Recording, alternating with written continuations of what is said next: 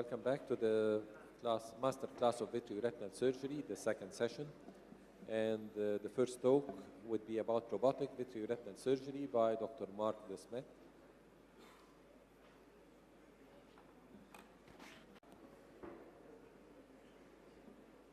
Thank you very much. I'm just waiting for my slides.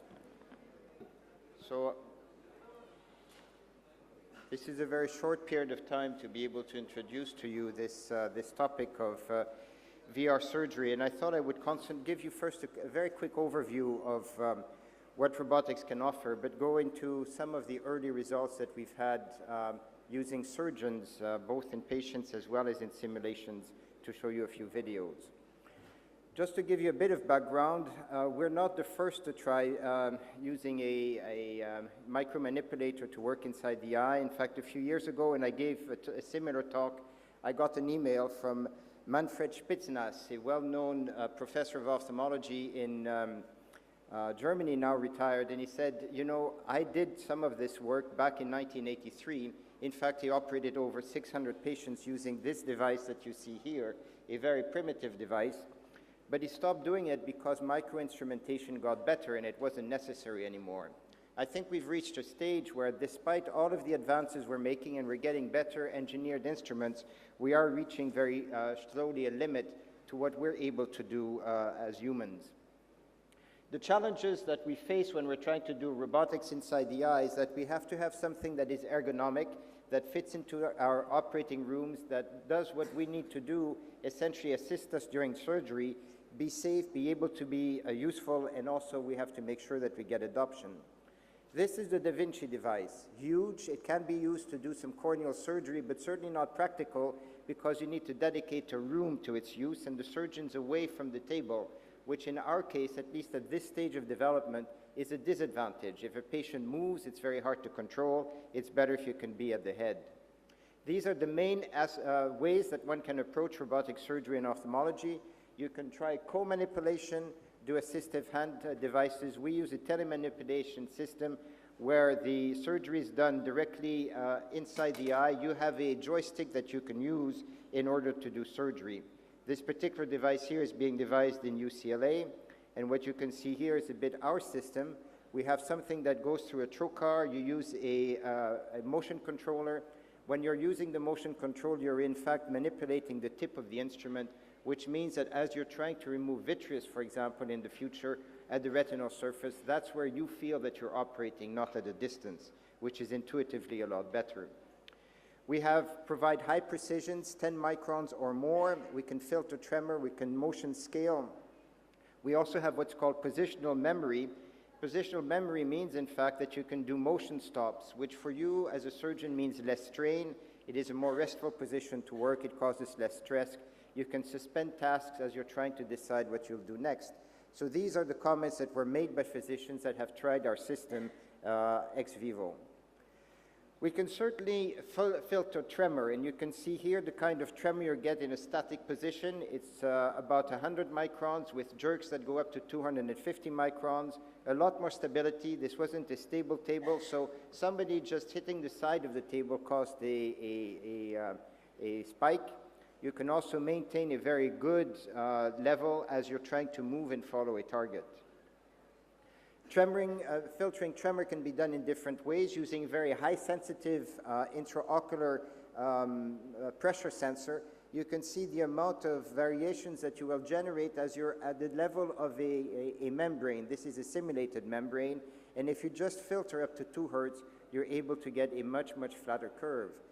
Doing too much filtering adds delay in the way surgery can be carried out or in the response of the robot, so we had to limit the way this was being done. Another key concept is accuracy versus precision. A lot of people speak about accuracy. This is, for example, something that is very precise but has low accuracy. High accuracy and precision is what you're looking for. You want to be able to hit the target at the very center, particularly if in the future you want to be able to cannulate veins and be able to inject something into the vasculature.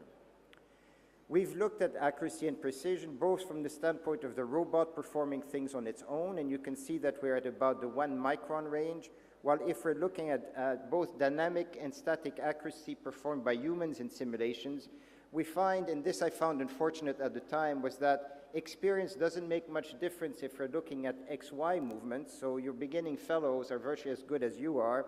However, experience does make a difference if we're trying to go into depth, depth being something that requires a lot more technique and calibration and is learned over a period of time. But again, here you'll see that there's a high degree of error that can occur, and the accuracy depends essentially on experience. It's better in dynamic than static tasks. And if I was to show you the same graph for a robotic assistant, it is a lot better with little difference between experienced and inexperienced people. We want to offer real solutions that offers new opportunities, enhances the present. This is a cannulation of a vein.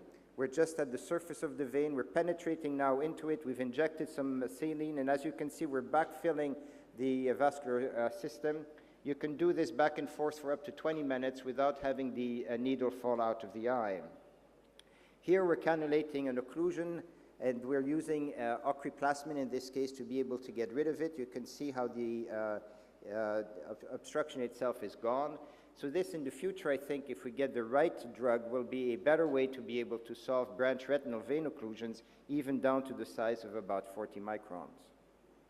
This is the first time the device, our system, was used in humans in Oxford, where an attempted peel or an initiation of a peel was done using a robot, using a pick in this case, to initiate the separation of the membrane.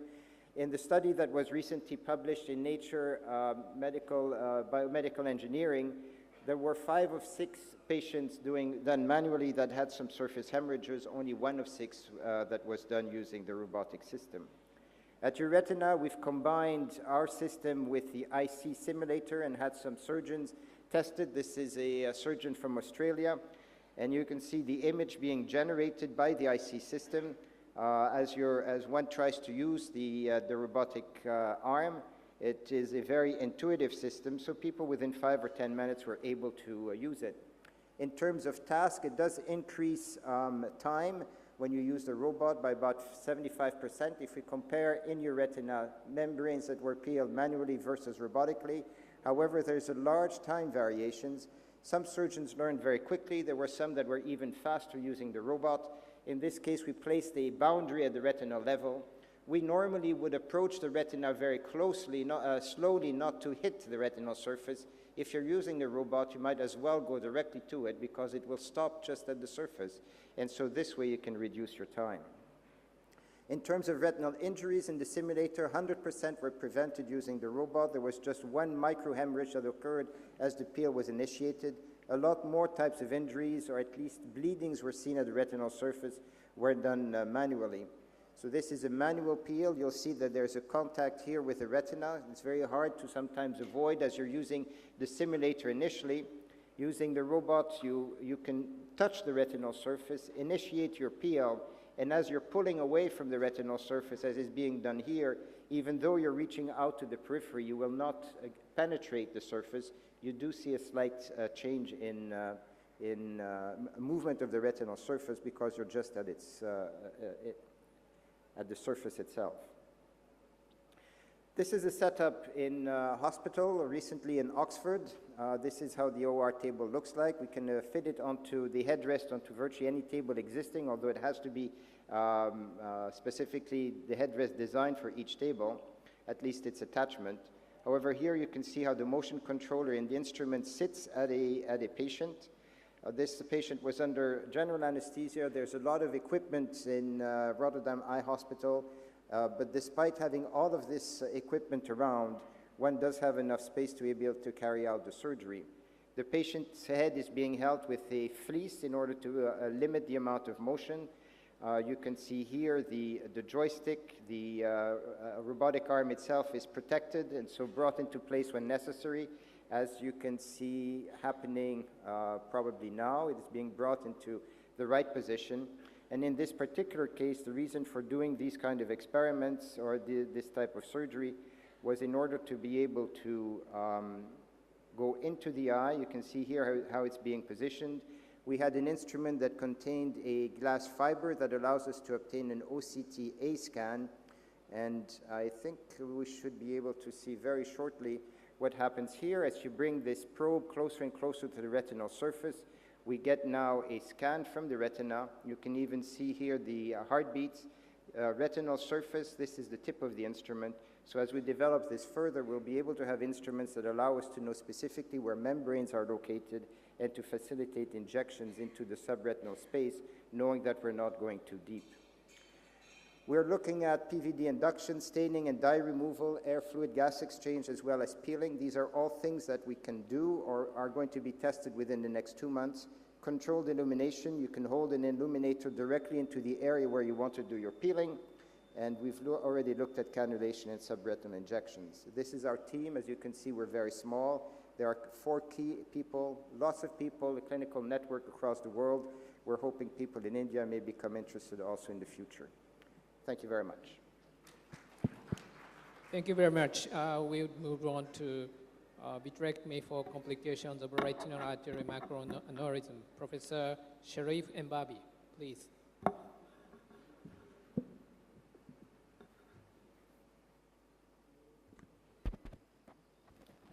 Okay, good afternoon. First of all, I'd like to thank the Vitreoretinal Society of India for their kind invitation, for myself and the Egyptian Society. I'm going to talk about a topic that usually we don't talk much about in retinal meetings, which are the complications of macroaneurysms, particularly the hemorrhagic ones. So as we all know, it's characterized by unilateral solitary round or fusiform dilatation of major retinal arteries within the first 3 orders of arteriolar bifurcation. And the supratemporal artery is the most commonly involved site. However, nasal arteries may be involved, including also sometimes rarely the optic nerve and sometimes cilioretinal arteries, if it's there. As you all know, it's more common in women, age 60 to 80, and usually associated with systemic hypertension, arteriosclerosis, and elevated serum lipids. So, as a terminology, there is no standardized classification for the variety of clinical presentations. Usually it depends on the activity, the anatomic location, and sometimes the shape of the aneurysm. So simple inactive retinal arterial macroaneurysms consist of vessel anomaly only. Complex or active RAMs are associated with exudation in chronic cases and bleeding with acute rupture into the adjacent retina. So about the location, either we have a type 1 RAM, which is located within the vascular arcades and usually is involved with macular involvement, such as bleeding or edema, or sometimes it is within the vascular arcades, but sparing the macula. And type 3 is peripheral to the vascular arcades with and without complications, also sparing the macula. So the natural history of retinal arterial macroaneurysm can remain stationary over a long period of time. And chronic exudative retinopathy or acute hemorrhagic complications may cause visual symptoms, particularly if the RAM is located within the vascular arcades. So after such period of complications, most RAMs show spontaneous involution with focal thrombosis and sclerosis. So treatment of retinal arterial macroaneurysm is still a controversial issue. In the face of the overall benign spontaneous prognosis, therapy is considered in symptomatic and active RAMs. So if you had exudative complication, that's accumulation of fluid and lipids surrounding the RAMs from the leaking macroaneurysm itself into the surrounding retina. So what are the options? Either to do a laser treatment, anti-VEGF treatment, intravitreal triamcinolone, or leave it for natural history. So the main rationale for laser treatment is to use thrombosis and sclerosis to dry out the edema and the exudation so that to spare the fovea from problems of chronic edema. So what are the techniques? The suggested techniques are the direct laser to the center of the RAM, indirect laser to the vessel wall and bordering retina, or a perianeurysmal laser to the scatter laser to the adjacent retina where there's microvascular changes. Therapeutic efficacy is difficult to evaluate. There is no large randomized studies. Which laser technique is more effective is unclear, and the risk of laser-induced complication is still there. So let me share one of the cases that I had 20 years ago, and I learned a lesson from it. This was a 65-year-old male with gradual loss of vision, and you can see that there was a cilioretinal artery associated with a RAM just close to the optic nerve head. At that time, I decided to do laser treatment, direct and indirect lasers to the RAM. Surprisingly, this patient developed branch artery occlusion. Okay, vision dropped to 2400. Luckily, he improved in vision over the months, ensuing months, and of course the RAM was closed and the macula was dry. Eventually, he achieved a 20/50 vision with a dry macula. But I learned a lesson that if you have a RAM that is close to the macula and its distal part of the artery is supplying the macula, be careful, you may induce arterial occlusion. So let's go to the topic I'm talking about, it's the massive hemorrhage into the preretinal or subretinal space, and usually it's a mixed type hemorrhage that is highly suggestive of RAM, unlike in wet AMD, which is usually subretinal and sub-RPE. So usually the hemorrhage can occur either subretinally or go into the sub-LM. It's very common to have a sub-LM hemorrhage in such cases. So let's see some examples of RAMs. This is a patient with a type 1 retinal arterial macroaneurysm, which is located within the vascular arcades. Again, you usually present with vitreous hemorrhage, you remove the vitreous hemorrhage, and then you clean you remove the posterior hyaloid, and then you end up with this RAM that is right above the fovea. Now, the question, would you treat that? I would rather just leave it in peace. There's a macular edema, so in that case, I just put a little bit of triamcinolone as a treatment for the macular edema and left this RAM in peace. Okay. There's another example of a type 1 retinal arterial macroaneurysm within the vascular arcade. Usually you have a mixed type of hemorrhage in which you have sub-ILM hemorrhage in addition to subretinal hemorrhage. Okay, so again, the removal of the subhyaloid hemorrhage or sub-ILM hemorrhage shows a clear fovea, so there is no need to induce any kind of displacement for the subretinal hemorrhage because it's saving the fovea. Interesting enough, to verify the sub-ILM location of the hemorrhage, you found that the ILM was already peeled with the removal of the premacular hemorrhage that was there. So there is no need to deal with the subretinal in such cases. There's another case in which there is vitreous hemorrhage. If the retinal arterial macroaneurysm is not involving the macula, again, just leave it in place. Usually it will self-convolute. Now, this is another controversial case. This is a patient was being treated for wet AMD in the other eye, and this eye, we found that there is a retinal arterial macroaneurysm, which was asymptomatic. So would we treat this patient or just leave it in peace? So we opted to leave and observe this patient, and this patient presented several months later with vitreous hemorrhage, and sub-ILM hemorrhage and subretinal hemorrhage, and you can see the location of the retinal macroaneurysm over there. So again, in this case, there was some involvement of the fovea. In addition, there was a suspicion of a small macular hole, which is not an uncommon association with cases of retinal arterial macroaneurysm. So we displaced the subretinal blood, and again, we put an ILM graft as well over the macular hole, and finally, we made a fluid exchange. And this is the appearance post-operatively, with no direct treatment to the RAM. It involutes by itself. This is another case of a PDR patient in which we thought that the premacular hemorrhage was primarily due to the PDR rather than due to the retinal arterial macroaneurysm. Again, after removing of the subhyaloid hemorrhage, we discovered that there is a subretinal hemorrhage temporal to the macula with suspected retinal arterial macroaneurysm. In this case, I ventured and I went to excise because this macroaneurysm, because I'm not afraid of a macular arterial occlusion. And it was removed together with the subretinal hemorrhage. It's in a relatively safe area. And at the end of the surgery, I did complete the PRP for that patient, and I did the fluid exchange and left the patient on gas. Again, the patients can come with vitreous hemorrhage associated with other pathologies. Like in this case, this patient has an end-stage wet AMD, but had an upper nasal retinal arterial macroaneurysm. Again, in this case, you can directly treat the RAM because it's in a safe area away from the macula, and you put a scatter laser around it and direct it to the treatment. This is an interesting one, which is I may consider as a variant of retinal arterial macroaneurysm, in which this patient is a hypertensive patient and had this kind of arterial loop with aneurysmal dilatation of the vessel over the disc, and you can see the pulsation over. This was the only reason for the hemorrhage in this patient, and it just left this piece of this vascular area without any treatment, and the patient stayed stable free for years. So again, it can occur over the optic nerve head. So it had a series of 12 eyes, all had hemorrhagic complications of RAM, all had vitreous hemorrhage. RAM was located in the macular area in 11 eyes. Sub-ILM and subretinal hemorrhage was present in about 17% of cases, and there are other concomitant pathologies that can encounter, like in PDRs, NPDRs, and AMD. So in conclusion, in case of complex RAMs, we must put in consideration laser treatment should be cautiously used and according to the location of the RAM, and better avoided in the macula. Natural history is good for these RAMs. They close spontaneously. There's always a risk of macular hole with subretinal hemorrhage. So be careful, because you can induce macular hole, you can find it intraoperatively, and you have to individual treatment will rely on logic-based consideration. I'd like to thank you, and I'd like to invite you to the annual International Vitreoretinal Society of Egypt, the EGVRS, that will be held right at the foot of the pyramids between the 10th and the 12th of April 2019. And once again, thank you for the Indian Society for the invitation. Thank you very much, Dr. Sherif, for this very nice presentation about a collection of cases of macroaneurysms.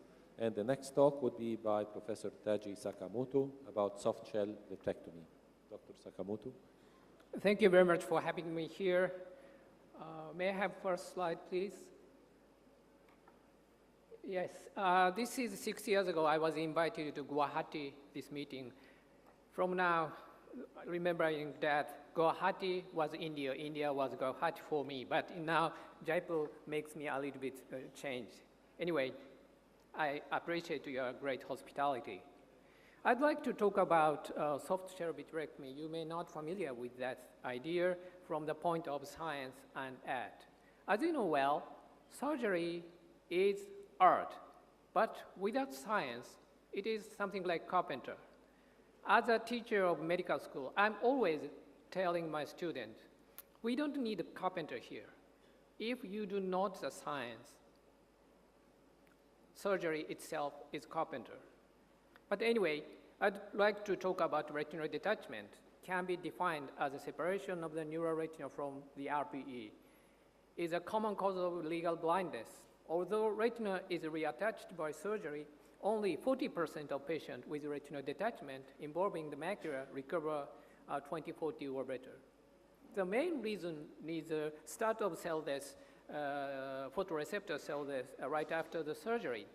It is because of necrosis, apoptosis, autophagy. Among of them, necrosis is most important. Why?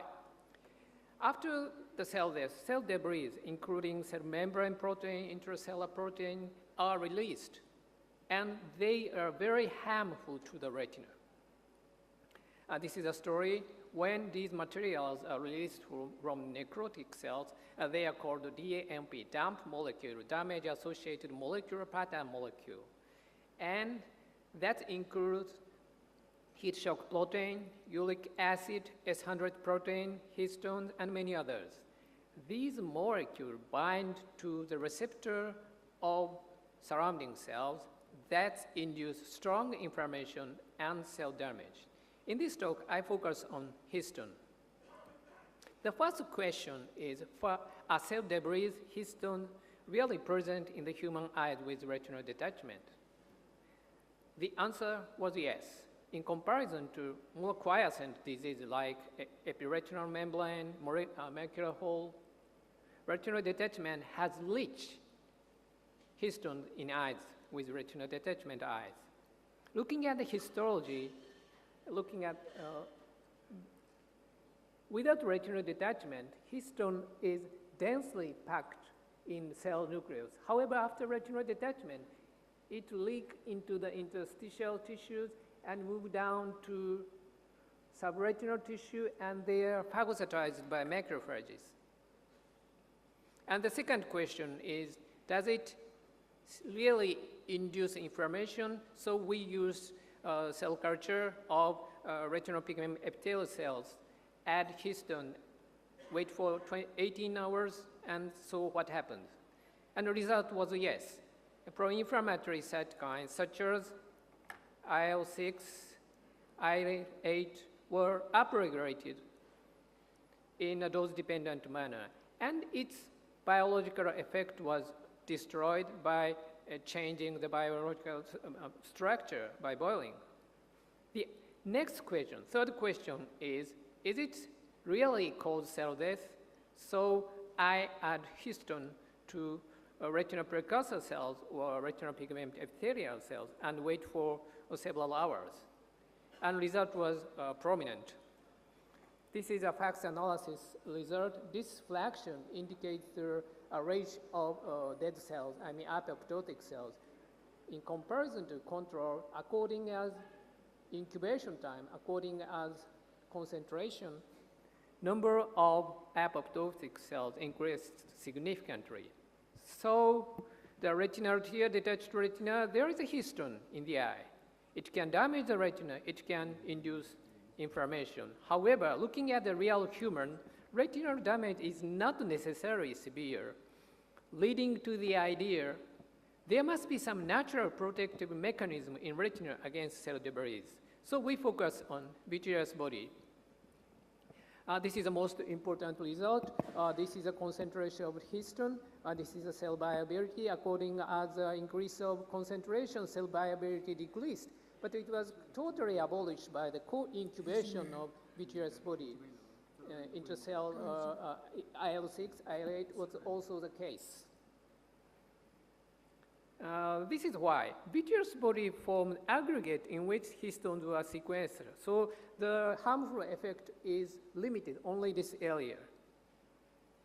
And this green dot shows active cells, living cells, and dark area means dead cells. If you put vitreous and histone cell debris, its harmful effect is limited in this area, and it can be replaced by hyaluronic acid, HyaLON. So we can use HyaLON to protect these things.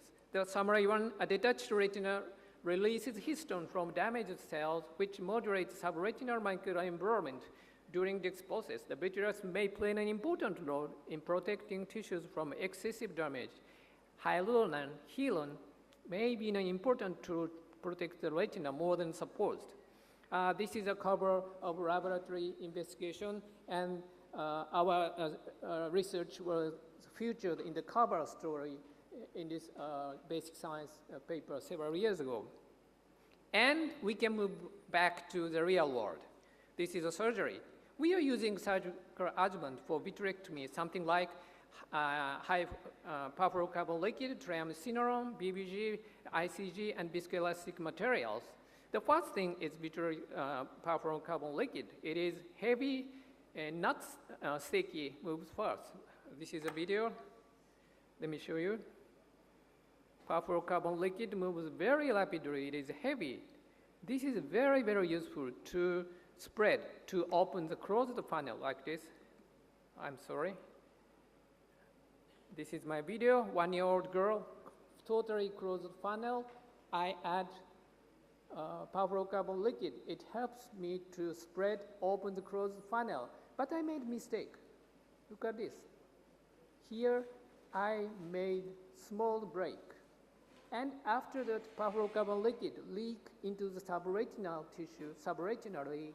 So this perfluorocarbon liquid was not useful. And the result was very disappointing, like this. You can see leaked down to the subretina. The second thing is hyaluronan. It is slightly heavy, viscoelastic, very sticky, and that is very good. This is a video to show it moves very slowly, like this. And that leads to the idea, if you cover the retina with this hyaluronic acid, it inhibit this perfluorocarbon liquid to leak down through this break. Let me show you the video. No. Yes. Daub the hyaluronic acid on the surface, and this is very atrophic. This is very fragile, but this prevents this perfluorocarbon liquid to move down to this subretinal tissue. And let me show you the case. 39-year-old male. This is a fisherman in ocean fisheries, so he couldn't be treated for 2 years. His left eye was almost atrophic. Intraocular pressure was 3 millimeter mercury. This is a video.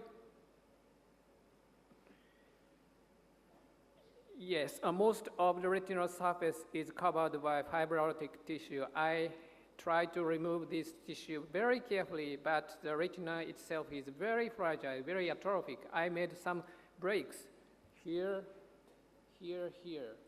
However, I put hyaluronic acid on the surface. It inhibits the perfluorocarbon liquid to leak down through the breaks.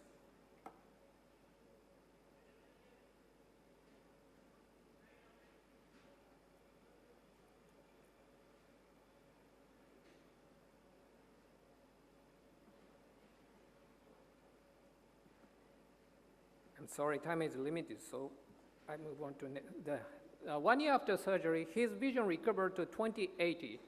It is not perfect, but he was very happy with that. Soft shell vitrectomy is beneficial because it can facilitate surgical maneuvers in removing the preretinal membrane or eyes with complicated retinal detachment. But more importantly, it can biologically protect retina against cell debris by aggregating them. And this is most important thing.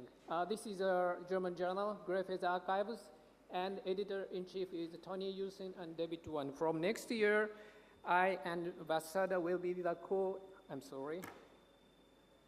editor-in-chief, so I strongly encourage you to submit your paper to this journal. Thank you for your attention. It is seen to affect about 1 in 15,000 to 1 in 30,000 males with a bimodal age of onset, one occurring in infancy, presenting in infancy, and second occurring at the school-going age. The infantile presentation is comparatively rare, but you do come across cases which present with a child having that white reflex because the entire retina is detached or looks detached because of the highly elevated cysts. These are children who may come with nystagmus and strabismus in the first 18 months of life. They have very highly elevated bullous schisis involving the macula. There could be intracystic bleeds and vitreous hemorrhage, but very often they tend to spontaneously settle down, resulting in a pigmentary degeneration, but resulting also in surprisingly reasonable amount of visual acuity. It's not as if the cyst involved reflects the amount of vision they ultimately recover.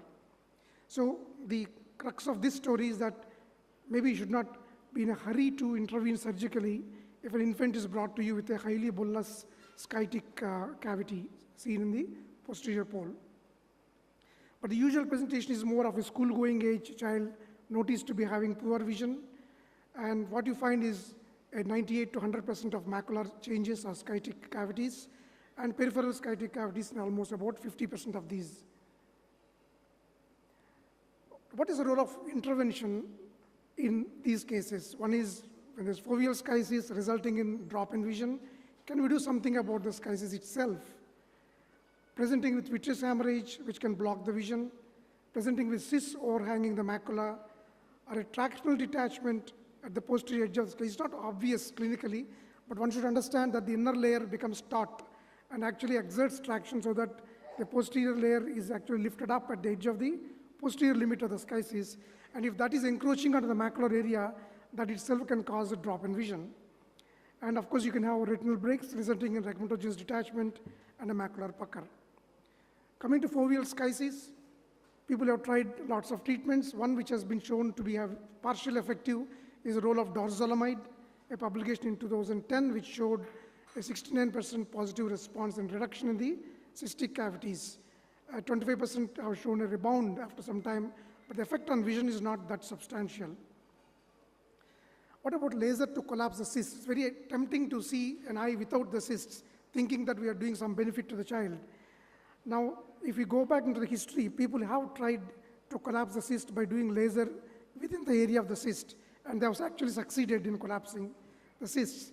But it also resulted in a lot of complications. The high incidence of breaks resulting in retinal detachments and PVR as what stopped people from using it as a routine modality of treatment. But I always thought that the reason why they had retinal detachment and retinal breaks because of treatment is because of very heavy treatment that is done in a very thin outer retina.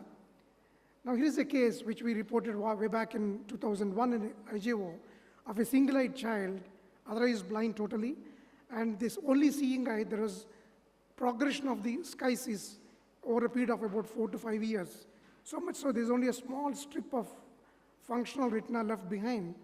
So I thought we had to do something for this child. So we did very light laser using indirect laser ophthalmoscope in the entire area of the schisis.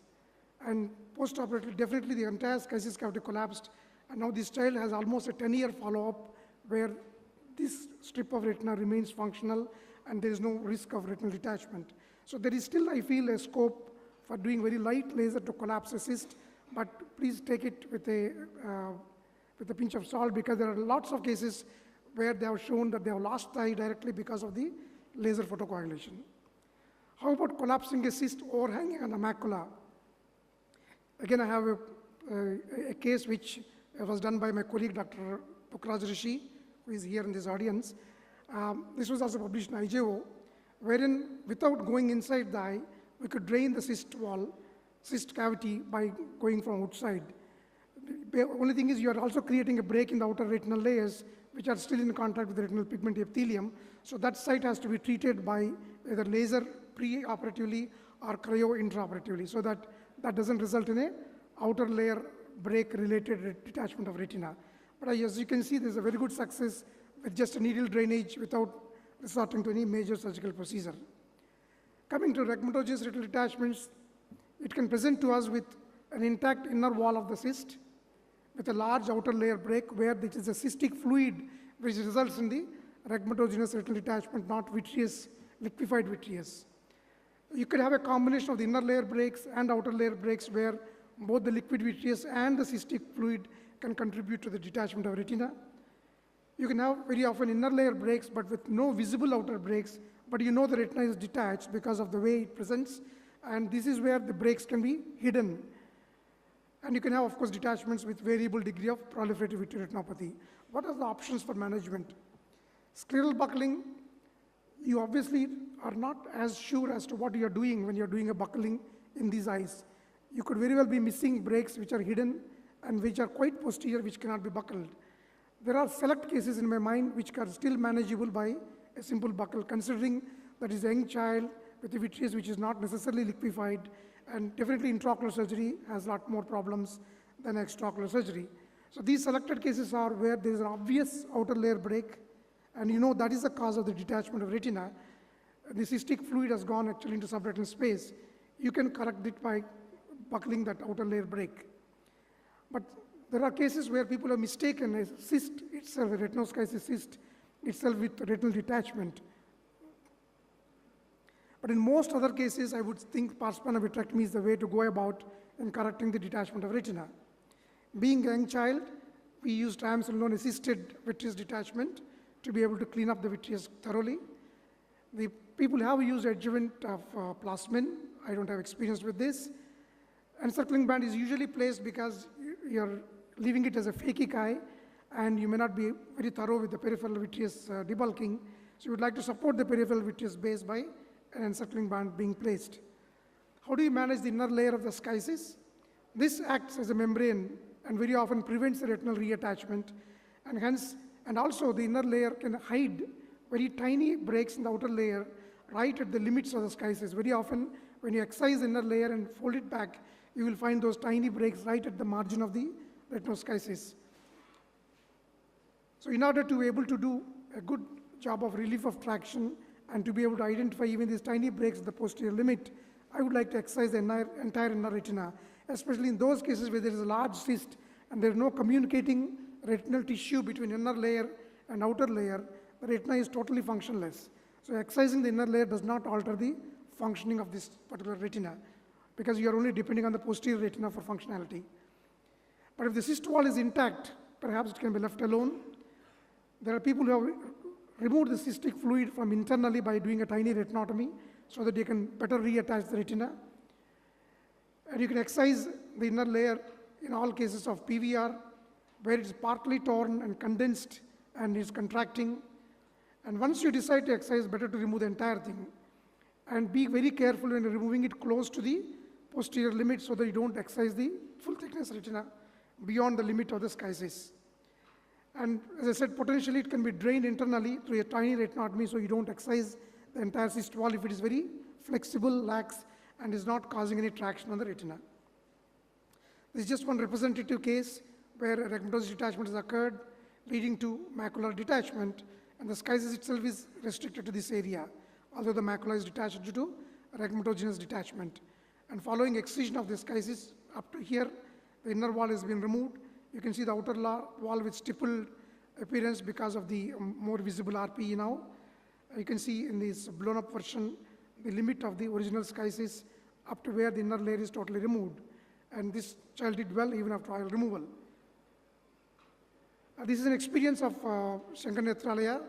A few of those cases I have contributed as well, wherein this was published just now in Indian Journal of Ophthalmology of 34 eyes of 28 children over a 20-year period who were managed with a combination of buckling or vitrectomy or both. So all of our cases of rhegmatogenous retinal detachment, 12 were managed initially with scleral buckling, out of which 3 needed revision surgery with vitrectomy and oil. Ultimately, 10 out of these 12 had final success. The remaining 22 were primarily managed with vitreoretinal surgery, out of which 11, nearly 50%, needed further surgery because of PVR or some other problem. And finally, there was a 80% success rate following 1 or more surgeries in these cases. So, in short, rhegmatogenous retinal detachment in retinal schisis is a challenge to manage, and we have to approach them critically by evaluating what is causing the detachment, and are we clear about which is the break which is causing the detachment. And just trying to buckle the entire schisis is not the way to go about, because the schisis can extend quite far posteriorly, and you may be actually missing those tiny breaks which are located right at the posterior limit of the schisis. So when in doubt, best is to go in and make sure that you are treating all the breaks. There are some points which came to my mind. One are that, how does the laser to outer layer produce a collapse of the cyst? I have no answer for it, but there's just points to ponder. And what is the source of the intraretinal fluid? And whether the fluid keeps collecting, cyst becomes very tense, and hence is it possible for the schisis to spread posteriorly because of the tenseness of the cyst?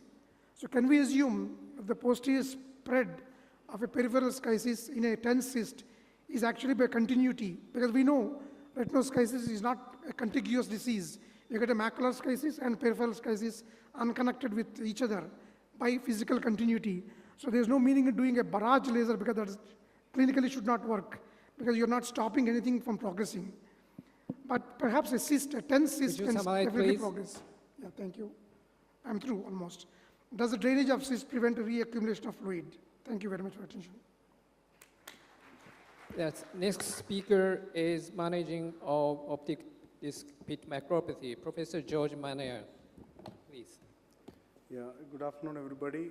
Let's look at managing optic disc pit maculopathy. After half a century, it is still unclear about the origin of fluid in maculopathy, whether it is CSF from the subarachnoid space or is it vitreous fluid from the vitreous cavity.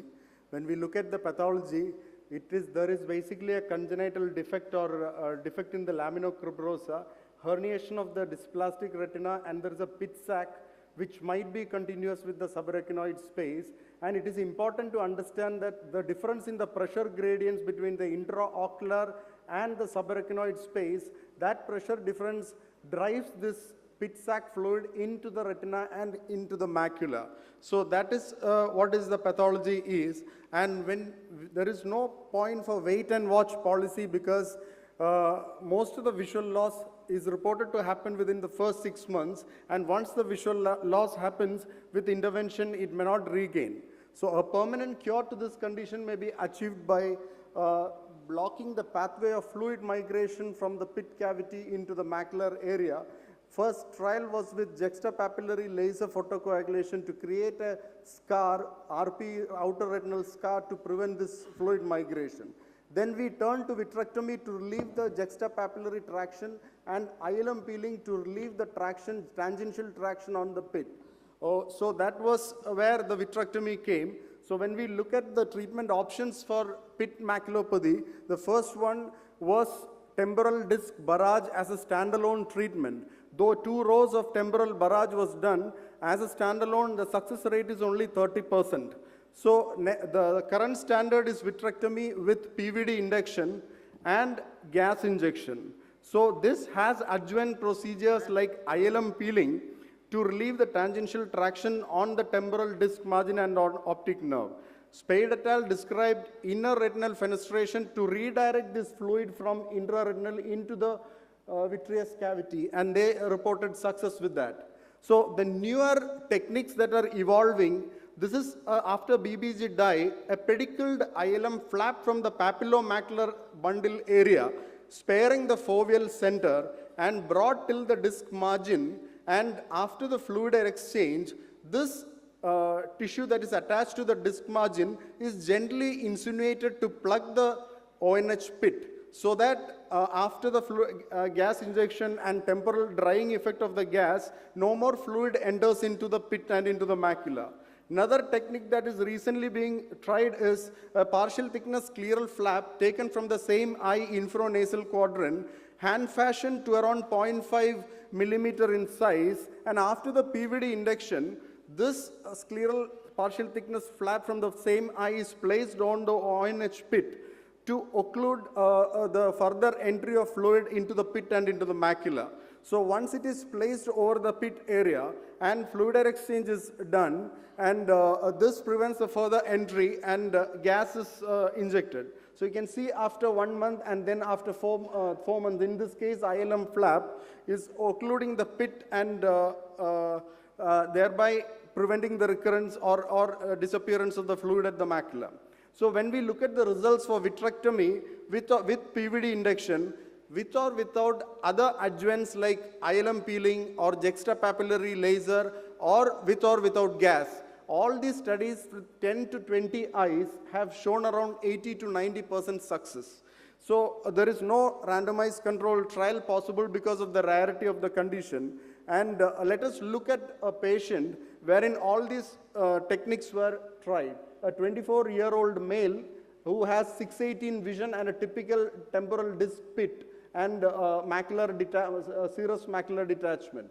So he has a typical schisis with outer lamellar hole and serous macular detachment, and the pit is seen in this patient.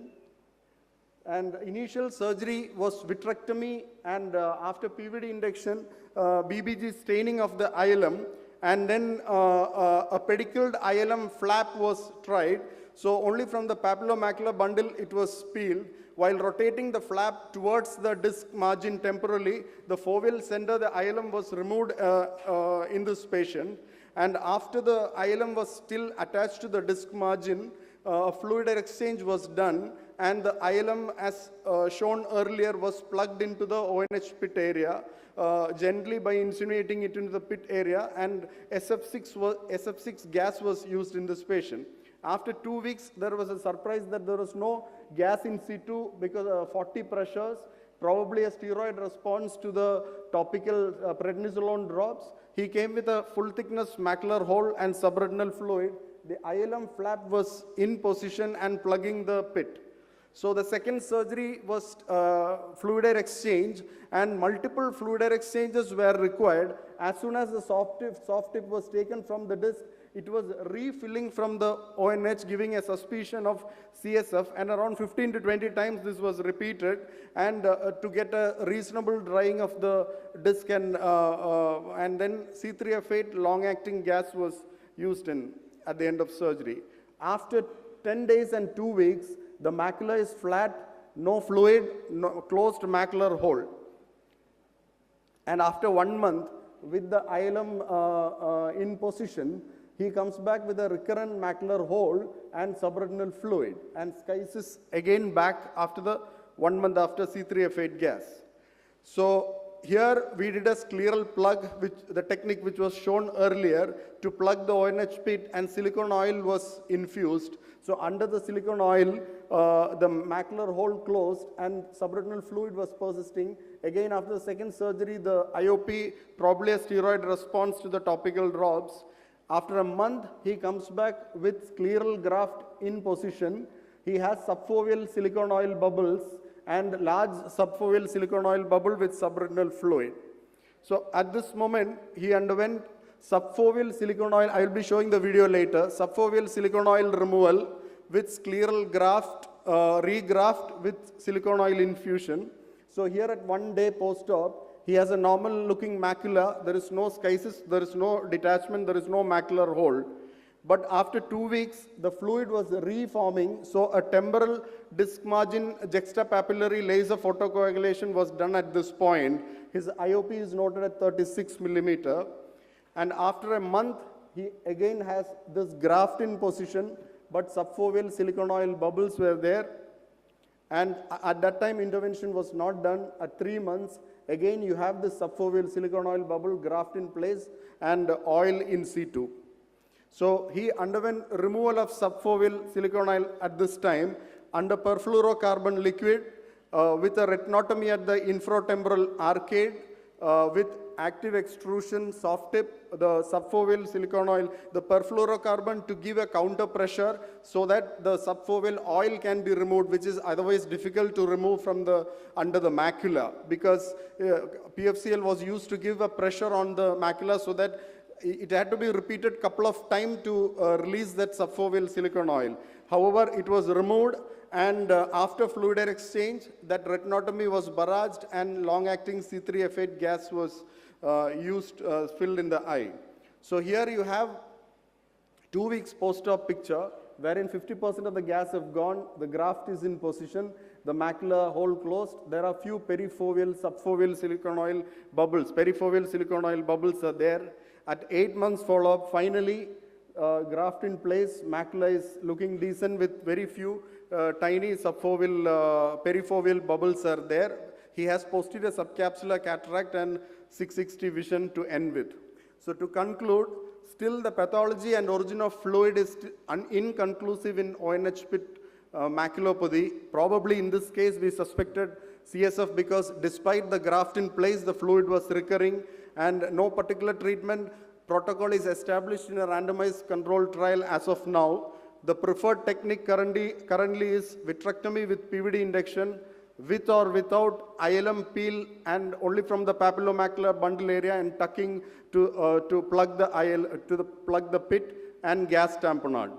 So all ONH pit maculopathies may not behave the same, and at times it becomes difficult as seen in our patient. Thank you for listening. Thank you very much. Next speaker is Professor Manish Nagpal talking about advancement in cutter technology. Manish. Thank you and very good afternoon.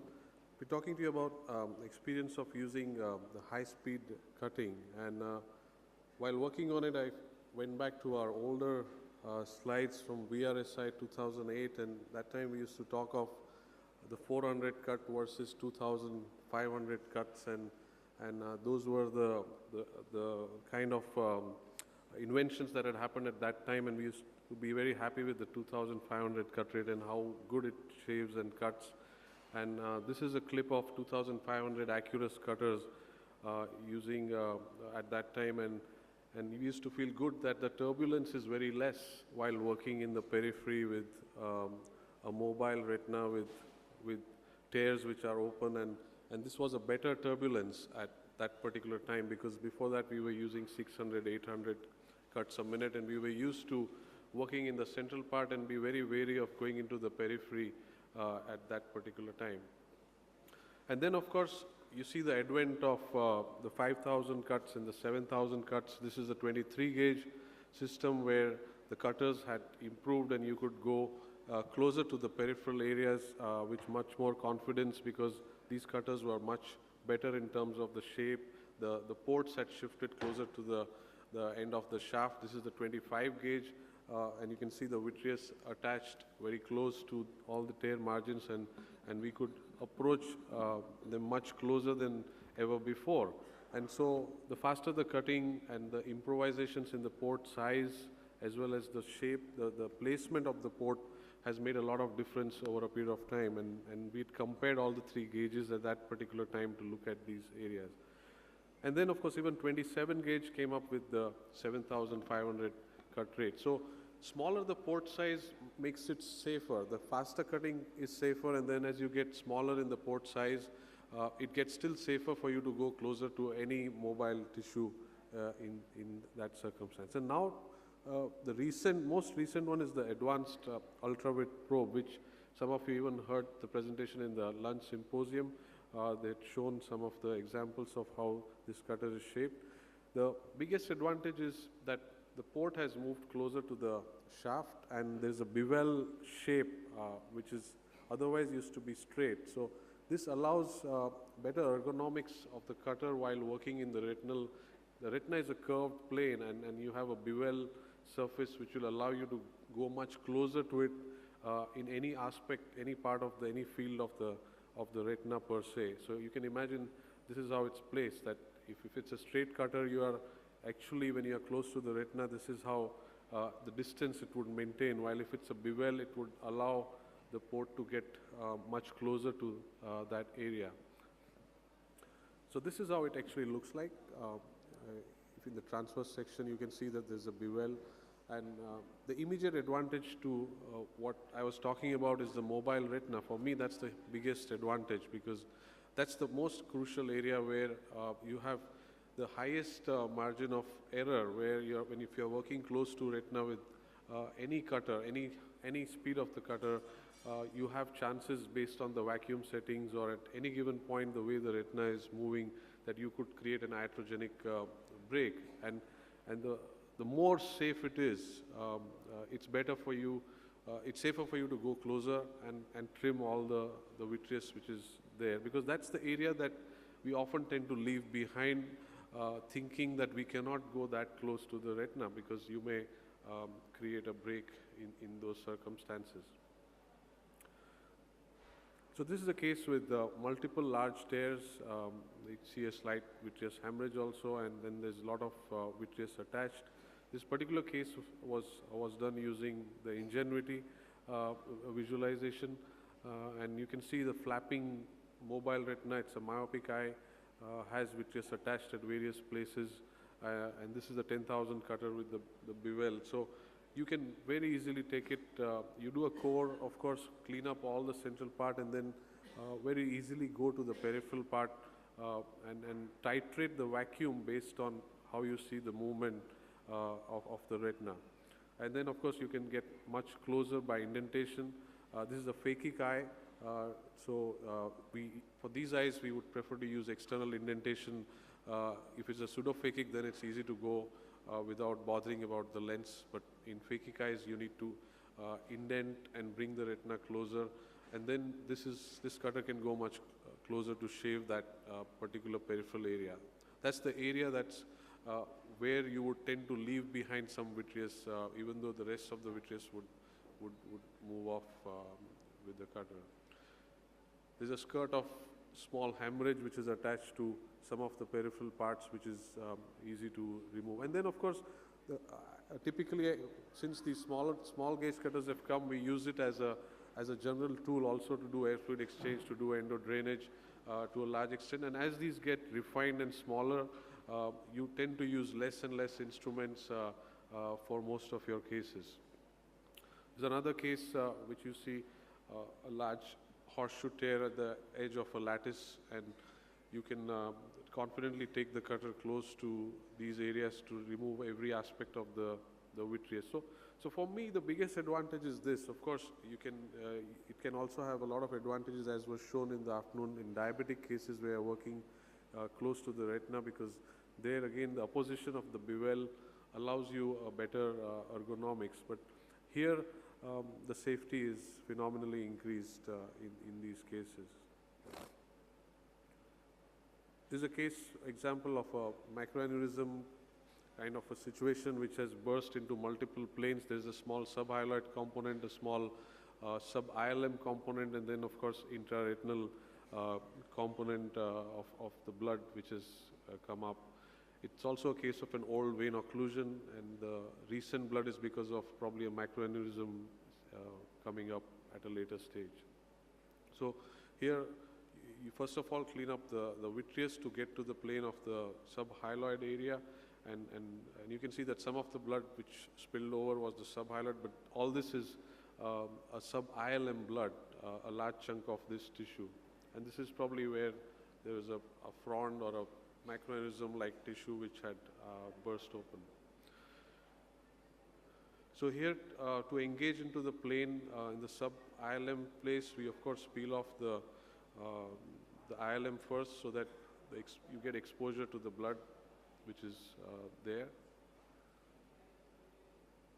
And then use the cutter. And as I said, you can get very close to this surface. Otherwise, you have to rely on multiple instruments, and the safety to get close to these areas under the macula is often difficult. And this is a small clotted part of the blood which is also coming off from that area, while it's attached to a small frond-like structure which we've had to leave behind because of its close adhesion to the retina near the macular area.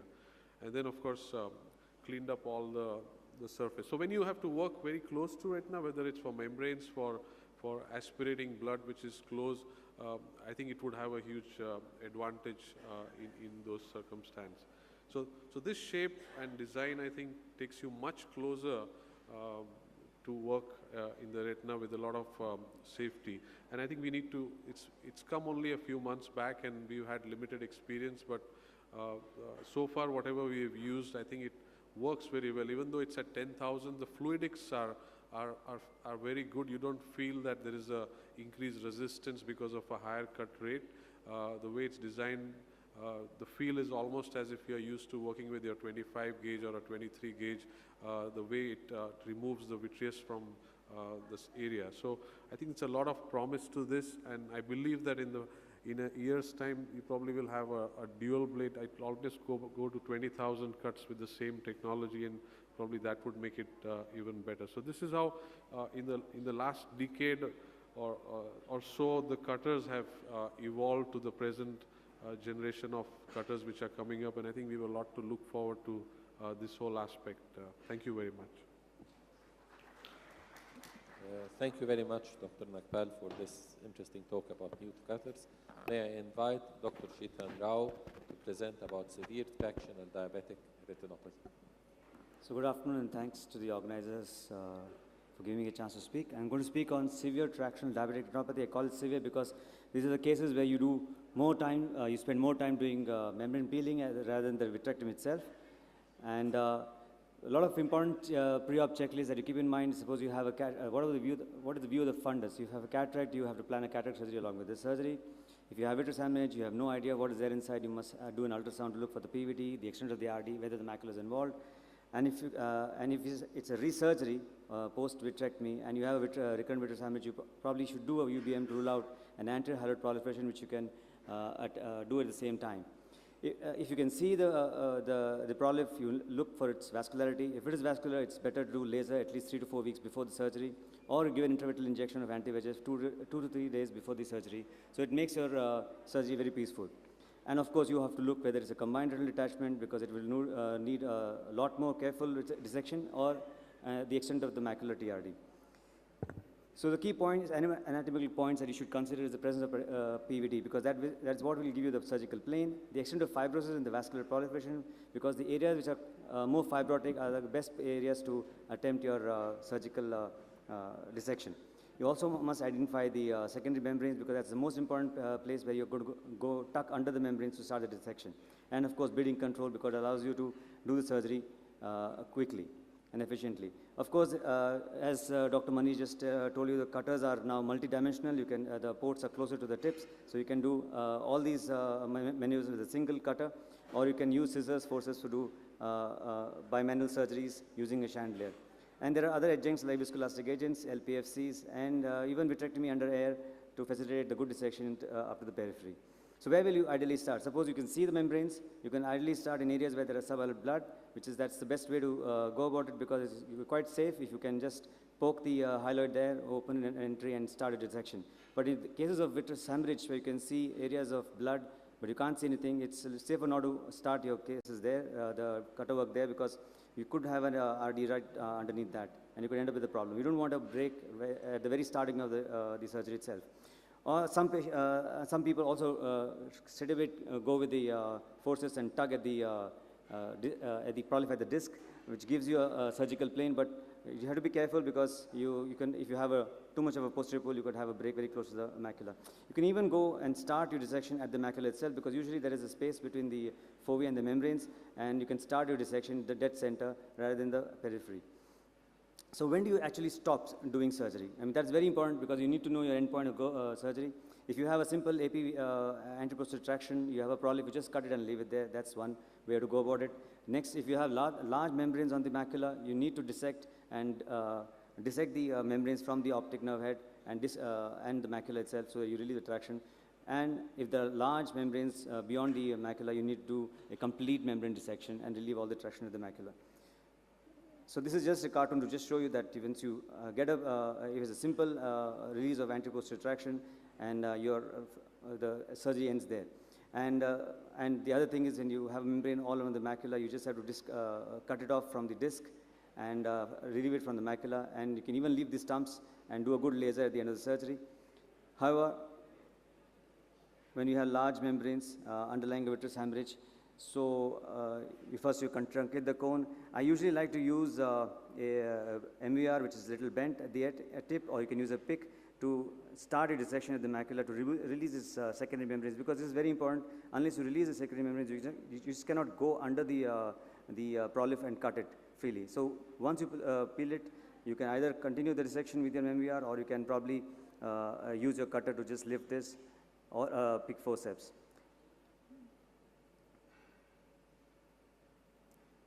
You will have an idea whether there is a secondary membrane or not, because when you go with a cutter and you just try to pull the membranes, you really don't get that feel, that the clear space between the prolif and the retina. So it's very important you'll search for the membrane, and then once you get it off the retina here, you can just go under the membranes and cut it free from the retina without having a break.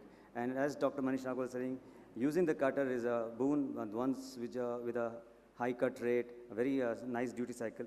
We also must mention about these blood clots which keep collecting over the retinal surface. They behave just like the membranes that we dissect, and it's very quick. It's very important to have a hemostasis very quickly so that you don't allow them to spread across the area. So these are just some fancy terms that we use to how we cut the membranes from the retina, and it's usually when you do vitrectomy, when you use the cutter probe to do your dissection. So either you go under the macula, under the membrane, and you confirm you're a cutter to cut, or you do a fold back delamination or a lawnmower dissection. It will be illustrated in this video. So once you release all the anterior-posterior traction from the membrane, you can, just like this, you can have a fold back delamination. It folds back into your cutter and comes off from the retinal surface, or you just go under the retina. Once you get your surgical, when you get your PVD, and you go under this, and you just lift and cut, and that's it. So because of the very efficient cuts, the cutters, you can easily do this without engaging the retina in the cutter probe, and then you can use a fold back delamination to remove the cutter onto this. Then sometimes you just go below the membrane, far into the membrane, just lifting of the retina simultaneously, and you can easily go, it's like conforming yourself to the surface of the, undersurface of the membrane, and then do a combination of fold back, and this technique is called lawnmower, when you just keep pulling on the, gentle pulling on the membranes, and you can see the small pins where you just cut it off, and then it just comes off on the retinal surface, and you can do off. But be careful that when you do this, at the edge of the TRD, you must look for breaks, because sometimes you pull too hard and you can have breaks at the edge of the TRD. So when you go rogue, I call this rogue is when you really go aggressive. When you have a problem, now you have to go aggressive. So if you have a break when you're doing this membrane peeling, and it's better to remove all the membranes aggressively, because if you leave behind the membranes, you're going to have PVR late into the post-op period. And if the breaks are very close to the fibrovascular polyps, so you already have a break now. So, and if you cannot really detach, if you try to attempt too much of dissection, you will actually increase the break size. So it's involve the fibrovascular polyp within the break itself, and just complete your vitrectomy. If the posterior hyaloid is really dense and adherent, and it's best to just shave very well, and especially if it is in periphery, give an adjuvant encerclage to attach the retina. So sometimes we use adjuvant maneuvers and substances like proportional reflex, viscoelastics, PFCLs. These help us to stabilize the retina, and sometimes we can even do vitrectomy under air to have a good vitrectomy up to the periphery. So this is just the use of viscoelastics, just as a concept, how you can viscoelastic or a proportional reflex to get a plane between the membrane and the retina, and then proceed with the dissection with your cutter. So if you have large extensive membranes and a extensive retinal detachment, you can actually put LPFC on the center of the macula, and then proceed with the dissection up to the periphery. So these are the small maneuvers that you can do to help you complete the surgery without any complications. Usually you'll have a lot of bleeding. Sometimes it is a mild ooze, capillary ooze, just leave it, don't do anything about it. Sometimes you can just apply pressure with the cutter over the bleeder, raise the intraocular pressure, wait for some time for the bleeding to stop, and again go ahead and do it. And cauterize as soon as possible, as soon as you see a small bleeder. Do an FG if it is not stopping, wait for some time, have some patience, and then proceed, go back and again try to remove the membranes. And the best way to do is, if you have a vascular membrane, give preoperative anti-VEGF, will give you peace of mind. Blood clot removals, as I just said, they behave just like membranes. They have a lot of fibrin in them. So try to remove them just the way you would remove a diabetic membrane. Use passive section or use a cutter and try to start removing these blood clots from the surface of the attached retina rather than from the detached retina, or at least don't try to attempt these membrane peelings in the periphery. So you need to do biomanual surgeries in cases where you have these extensive membranes and retinal detachment, and you use these biomanual surgeries to remove these membranes up to a particular point. It's quite safe, and you can actually see and dissect very easily, and then you proceed with a cutter in the periphery. A good scatter laser is very important to stabilize the proliferative process, because the disease doesn't stop here after your surgery. So, and peripheral cryotherapy in areas where you feel there's a lot of membrane which is still lying. And of course, in select cases, you can even give anti-VEGF at the end of the surgery. Tamponade is very important in these cases, in severe proliferations. So usually you prefer to have a silicone oil because the view is clear post-operatively. So there are areas where you can do laser, even suppose you have missed it. And even the vitreous damage which occurs along the cut, trimmed polyps gets sequestered. And even the PVR that can develop sometimes, that you have epiretinal reproliferations, are sequestered around the posterior pole. The final goal of surgery, obviously, is to have all the membranes removed, relieve all the macular traction, reattach the macula, and achieve good homeostasis at the end. So each case is unique. It's a challenge. Put your best foot forward and do with your best intentions. Thank you. And thank you for the opportunity to present this. Epimacular membranes have multiple etiologies. The diabetics have been covered very well by Dr. Chetan Rao. In this talk, I'll talk about post-RD surgery or post-laser membranes and idiopathic. So in general, idiopathic membranes tend to be thin, translucent, cause mild to moderate decrease in vision, and marked metamorphopsia. By contrast, post-surgical membranes are thick, opaque, and cause severe decrease in vision. In most cases of post-RD surgery membranes, there is no need to remove ILM. They do very well.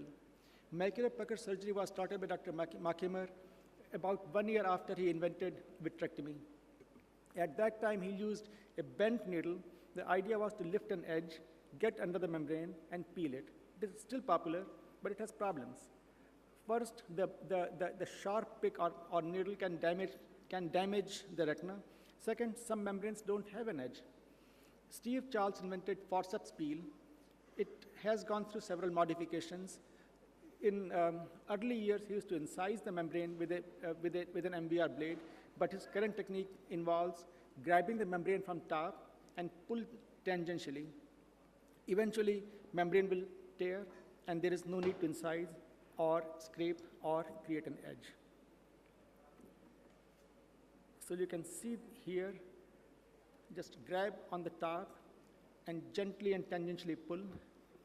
It's going to tear. And just be patient. There's no need to yank on it and no need to pull anteriorly.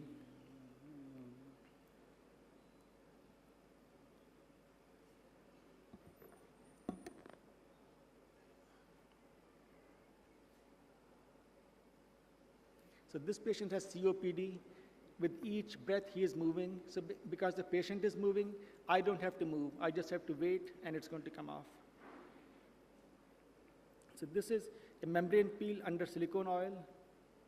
Same idea. Just grab the membrane, and he's also a heavy breather with COPD. And this is a PVR case. You have a detached retina. And these membranes are best removed under oil, because once you remove the oil, it becomes much harder to remove them.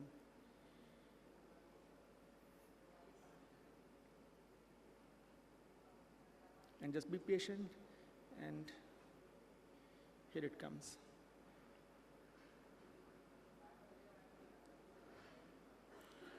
This is a diabetic case. After silicone oil, many of these eyes develop perisilicone membranes. So same idea, just grab the membrane gently, tangential pull, and it's going to come off.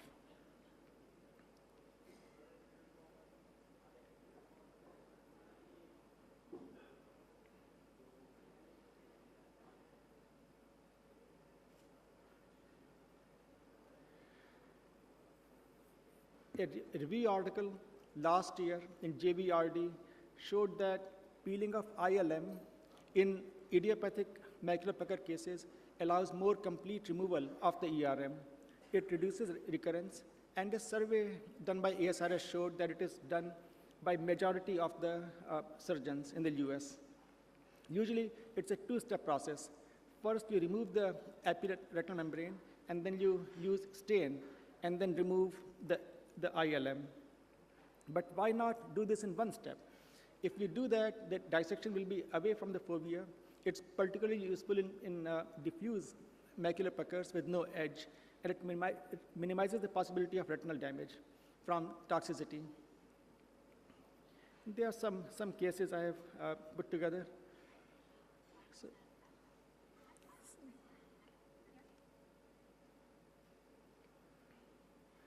So you can see negative staining of the epiretinal membrane, but you don't have to worry about it. Just stay just inside the arcade, lift a broad flap of the ILM. You may have to re-grasp it many, many times, but once you have raised a good flap, just fold it over and remove it, and as you do that, your epiretinal membrane will come with it. Second case.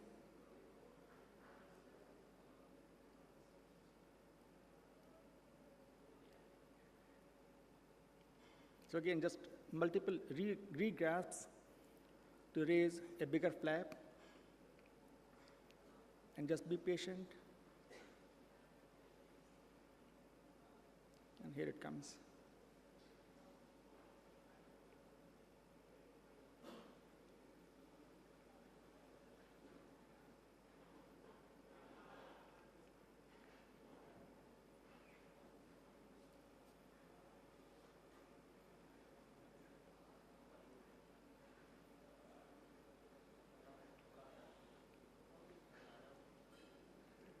So once again, just tangential pull, no need to incise, no pick, no sharp, no scraper. And here it comes. We can probably skip that.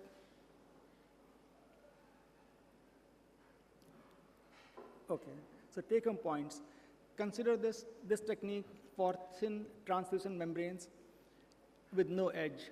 Raise a big flap of ILM first, start near the arcade, peel small pieces, and then re-grasp so that you have intact sheet. And then keep peeling around the macula for at least 180 degrees if possible. Finally, lift entire sheet of combined ERM and ILM from the macula. Thank you. Thank you very much, Dr. Kishore, for these nice videos and presentation.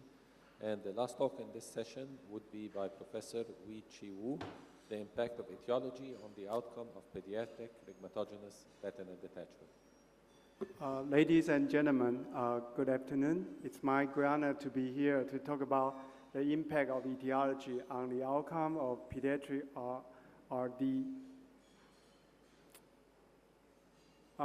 Pediatric RD remain one of the main reasons of visual loss in pediatric population. Traditionally, we usually classify into 4 categories. The first one is myopia, followed by ocular trauma, previous intraocular surgery, and congenital developmental disease. However, such classification has several problems because we found out about 1/3 to 1/2 of the cases actually have overlapping etiology. And also, some of the patients could not find any etiology that's fit into this classification. So the current study aims to solve these issues. So for example, this is a 6-year-old male patient. He has a history of fever, and he had prior buccal and vitrectomy, so he has 2 etiology. And this is a 16-year-old male patient. He has myopia and brown ocular injury, so he also has 2 etiology. This is a 17-year-old male patient. He's a case of low-wave syndrome, brown ocular history, and post-cataract surgery. So actually, he has 3 risk factors. And this is a 17-year-old male patient. He has myopia, atopic dermatitis, and post-cataract surgery. So he also has 3 risk factors. And this is a 9-year-old female patient. She's a case of Marfan syndrome, bronchocular injury, post-cataract surgery, and surgery for the lens subluxation. So she also has 3 risk factors. And this is a 15-year-old male patient. This is a patient with myopia and post-ocular bronch injury. So he also has 2 risk factors. So traditionally, we divided these pediatric RD cases into one of these 4 disease categories. Then we analyze their clinical characteristic and calculate their surgical outcome. However, we found that a lot of them actually have overlapping etiology. For example, in a patient with high myopia, they are often associated with ocular diseases. And for the patient who have ocular diseases, they usually also have combined history of bronch or penetrating ocular injuries. And also, so their etiology are overlapped. And also we found a group that could not fit into one of the 4 categories. We call this group idiopathic. So in this study, we analyzed these 5 subcategories, and we did a multivariate regressional analysis, and we calculate their probability of surgical failure. So this was a retrospective study. We include patients with age less than 18 years old from year 2008 until 2013, and we exclude the patient as listed here, and also the patient with follow-up less than 3 months. So we have 5 classifications for these patients. So totally we collect 86 patients of 86 eye, and the mean age of the presentation was 12.9 years old, and 77% of them were male, and mean post-op follow-up was 46 months, close to 4 years. So we found that at least one etiology could be identified in 91% of the eye. The most frequent one would be the myopia, followed by congenital or developmental ocular disease, ocular trauma, and previous intraocular surgery, and idiopathy. And when we look at the etiology factor, we found that myopia was the most frequent single etiology. And if we look at the combination of etiology, we found 38% of them had more than one etiology. Then we look at the relationship between the surgical outcome and the number of etiology. In the final anatomic failure, it seems there's a trend. If you have a more etiologic factor, you will have a higher anatomic failure, but it was not significant in statistics. But if you look at functional failure, there was a statistical significant association between the number of etiology factor and functional failure. And we also analyzed the anatomic and functional outcome in the 4 subgroup of patients. We use idiopathy as a control group. And when we look at the anatomic outcome, we found that if you have myopia, actually this was a protective factor against surgical failure. And if you have a congenital developmental ocular disease, we found that the odds of having functional loss was much higher. The odds was 5.57 against the idiopathy one. And then we look at the probability of surgical and functional failure with different combination of etiology factors. We found that if you have myopia only, the surgical failure rate was very low. And if even combined with other factors, the surgical failure rate was low. If you have idiopathic, the visual decline was very low following the surgery. But if you have a disease, congenital disease, the surgical failure, functional loss were very high. So the take-home message we hear is we found that at least one etiology could be identified in 90% of the patient with pediatric RRD, and myopia is the leading etiology of pediatric RRD. And we found that overlapping etiology could be found in 38% of the patients. And we found that more etiology are associated with higher chances of functional loss following surgery. And different etiology are associated with distinctive outcome. For example, congenital developmental ocular disease was associated with a poor response to surgery. And myopia actually is a good prognostic factor for better retinal reattachment rate. And idiopathic and rheumatogenic retinal detachment has the lowest likelihood of post-visual decline. One last point I would like to point out in pediatric RRD is that we usually consider using barcode for this patient as the first treatment choice. Why? Because in adult patient, because of vitreous liquefaction in this patient, the tamponating force from the vitreous was less prominent than the kids. So in kids' eye, the vitreous was still formed. So when you do a barcode, the tamponating force from the vitreous was much better than the adult patient. So whenever I have a case of pediatric RRD, I usually consider using barcode as my first choice of surgery. So I would like to thank your kind attention. Thank you.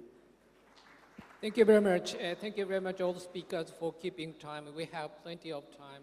We can start panel discussion on the scheduled time. Yes. Professor Talwar, please open the discussion. I think we are now willing to take questions from the House on all the topics. So any questions from the audience? We give you first choice. I have a question for George. Yeah. George is there? Optic pit with schisis, if you had operated, how many days or how many weeks you have to wait till we see that the schisis resolves? George? Is George there? Looks like he's not there. I'll answer that question as George is not there. I've also done a series of these cases. I feel the absorption of both the schisis and the fluid is faster if the patient has come to you with a history of recent visual loss. If it's a chronic case, it's a much slower process.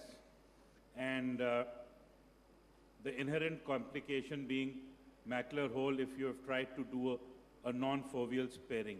In fact, with foveal sparing, ILM peel, also many times you get a macular hole when the cyst settles down.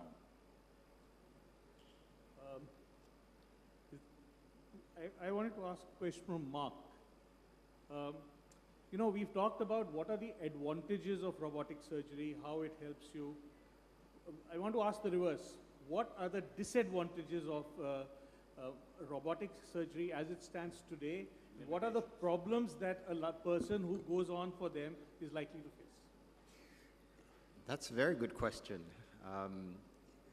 For ophthalmology, of course, I can't give you a direct answer because we're the first to have ever tried it in humans. But of course, robotic surgery has been around for a while, and if we look in the literature and see what is happening in other countries, for example, in Britain, NICE has been starting to look at the use of robotic surgery, particularly Da Vinci, in various procedures that are being done. So one of the biggest disadvantages, and I guess ophthalmology will face that also, is cost as compared to good surgeons. So if we look at what I've seen now in terms of the ability to do surgery, it's very good. And for what we do now, we can probably do it faster using a robot. The second is time. Time is, of course, going to be for very specific things longer, and this is true when you're using Da Vinci. In our case, for a very specific peel, that will take more time. But we can save time in things such as a fluid gas exchange, if we have to bring in oil, whenever we have difficulty seeing, the robot can know specifically where we are. So for the full procedure, I don't think we would lose that much time. So the learning curve is another thing. Learning curve we feel is going to be fairly small, so I don't think that's going to be a big problem. So basically what you're saying is instead of using robotic surgery for the entire procedure, it would be limited to a segment which is more complicated or more difficult. This is the way I would like robotics to come into ophthalmology, is that we can use it when we want it for complicated, difficult portions or things that we feel can be automated and are the less interesting part of the surgery. But for the critical part, or for certain parts, we would still do it manually if it's faster and easier.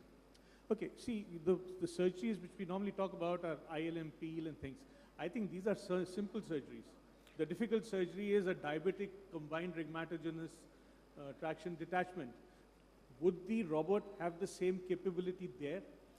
Well, for a diabetic membrane, one of the difficulties you have is to be able to hold it up, to be able to illuminate well. So here you would get a third arm. So yes, I think that's where we're going to have the best advantage, is using it as an assistant that is able to do specifically what you want.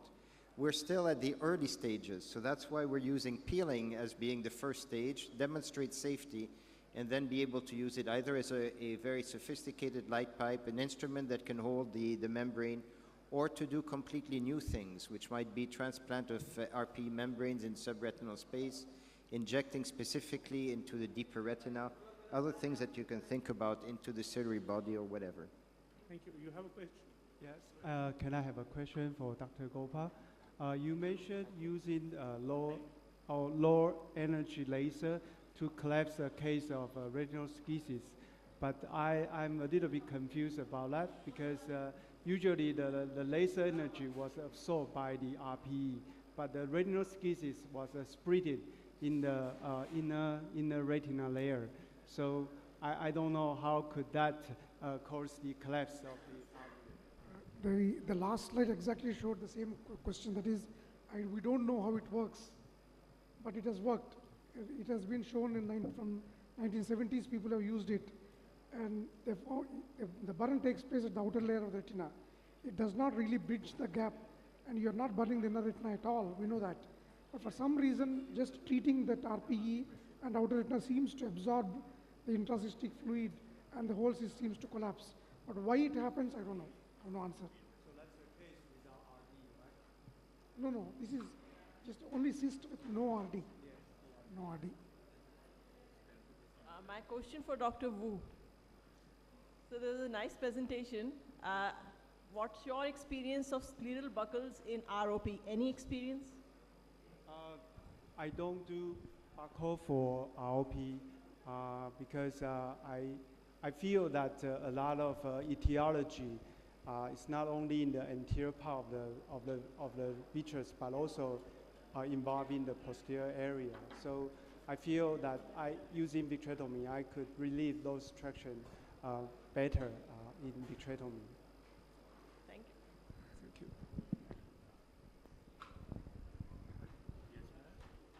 you. It's also a question for my dear friend, Dr. Wu. Regarding buckles in ROP, I think it still has a role in exudative type of retinal detachment, although it is now not common or uncommon, but every now and then you encounter a case of exudative detachment in ROP, and I think putting a scleral buckle just to bend and remove it after 3 months may solve the problem. That's a very good suggestion, and I think it's worth trying. Even if it's not working, you can do vitrectomy later, and this is a good trial. And I see many successful cases with buckle. Yes.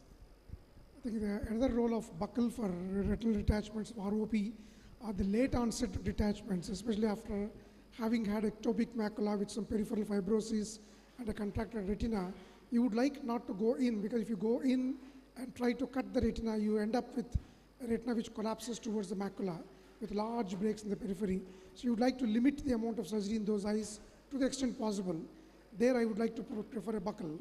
But sometimes I have combined a buckle with a scleral resection just to shorten the temporal sclera so that whatever is the shortening of the retina is more than compensated by the scleral shortening.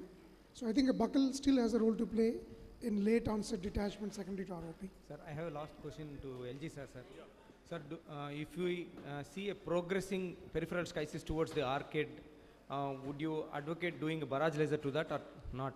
A peripheral schisis which is progressing, documented, slowly it is progressing towards that. The word barrage laser means you're creating a barrage beyond the schisis. To me, it doesn't make sense at all because the schisis is a split within the layers of the retina, and your burns, unless you use very heavy burns, will only involve the outer retina and the RPE. So you're not really causing a barrage in that. If you believe that the schisis spreads by continuity, even then you're not causing a barrage.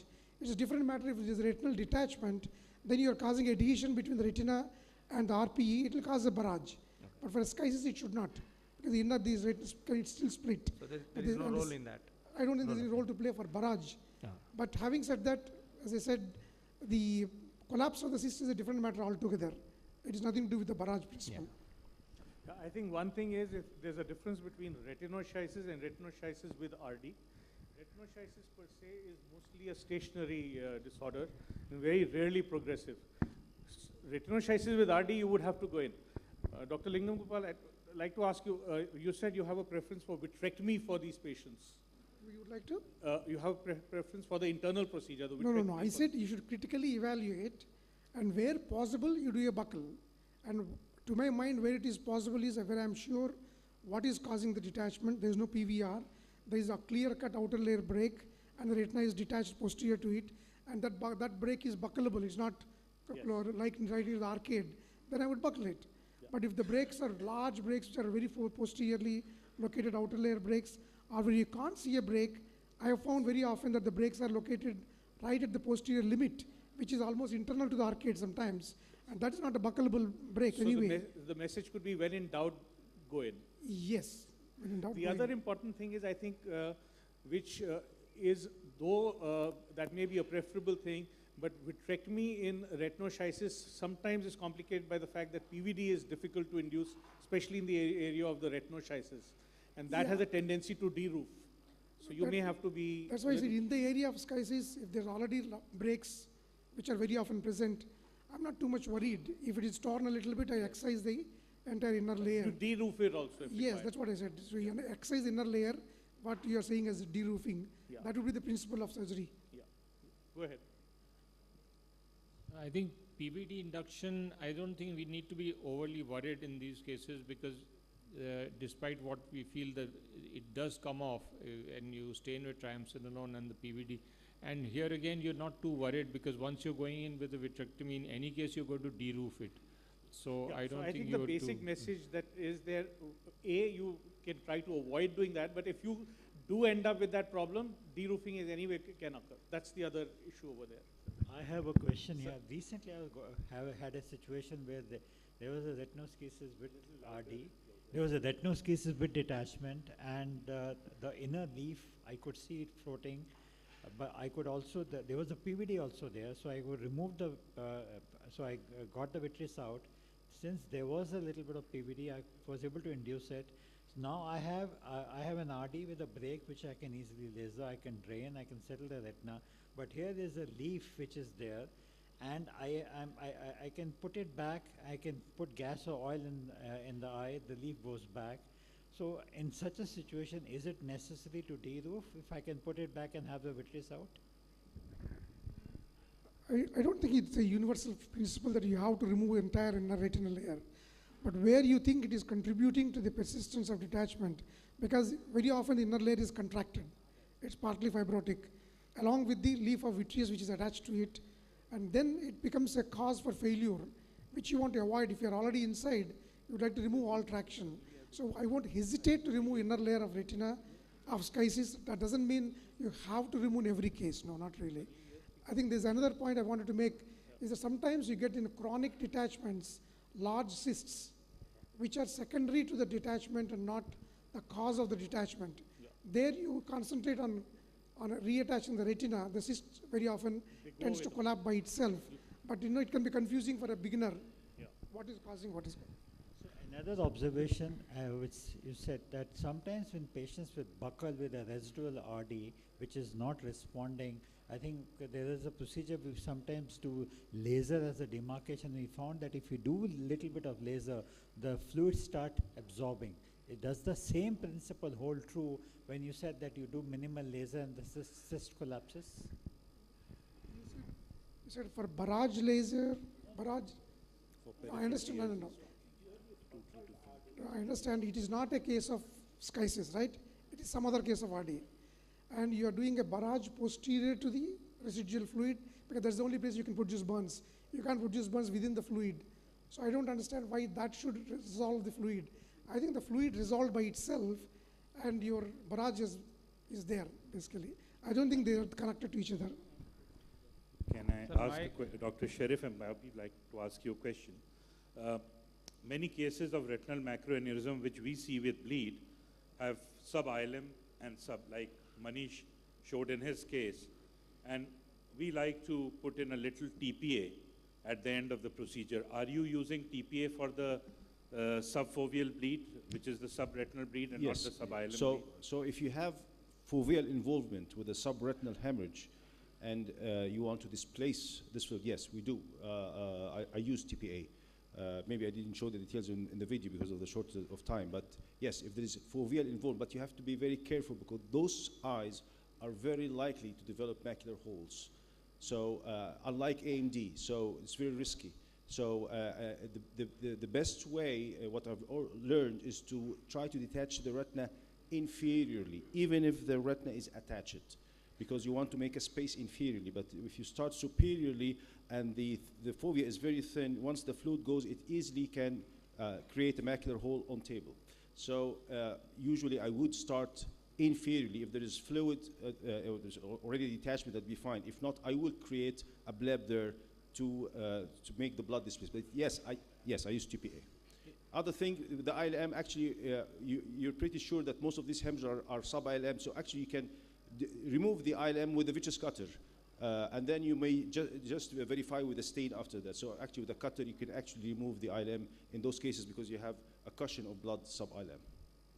In your last case, you showed you lasered the macroaneurysm. Yes. So how do you do it? What parameters you use for laser and what is the endpoint? Well, I laser only macroaneurysm if they are outside the arcades. I never laser if it's inside the arcade. So that was an upper nasal one. So actually there's controversy about the parameters and which kind of laser and so forth. But if it's in a rather non-important or non-significant area, you can either do around the macroaneurysm, which has been shown that there's some microvascular abnormalities, and you may even directly treat lightly the macroaneurysm. But again, it's unclear which is the best technique. Would you change your treatment depending on the type of macroaneurysm you have? Like if you know, a fusiform macroaneurysm is different like from a saccular one? Well, sometimes when hemorrhage occurs, when already active complications happen, sometimes you cannot tell what is the shape of the macroaneurysm. But you can tell when it is inactive, okay, before bleeding happens or exudation. And now the controversy, if you have a quiescent, inactive, whether it's saccular or if it is fusiform or saccular, yes, there have been studies that show maybe one form may be more prominent to exude or complicate than the other. But again, would you treat or not treat? We don't have clear criteria or data to justify one treatment versus another. Can we assume in one of your cases you showed subretinal bleed in a case of diabetic vitrectomy? Yes. And we encounter that once in a while. Is it right to assume that where we are seeing that we could be dealing with a macroaneurysm? I would like your comment. I would like a comment from Cyrus well, also. On this. Subretinal hemorrhages are relatively uncommon or very rare in diabetic cases. But sometimes maybe it happens once in a while. But in that patient, there wasn't really, that I showed, there wasn't really pre-retinal new vascularization. I didn't find any kind of new vascularization, whether it's an NVD or NVE. Just there was this area of subretinal hemorrhage with something that is coming out of the retina. So I assumed that this is probably a macroaneurysm.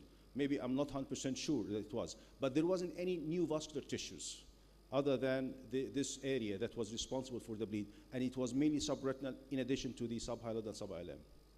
Cyrus, and after that, Shashank, you wanted to ask something. No, Shobhit, I don't think they are really connected with macroaneurysms in those cases. Yeah, I showed a video recently of removing a clot bimanually in a diabetic case, and it was a huge clot.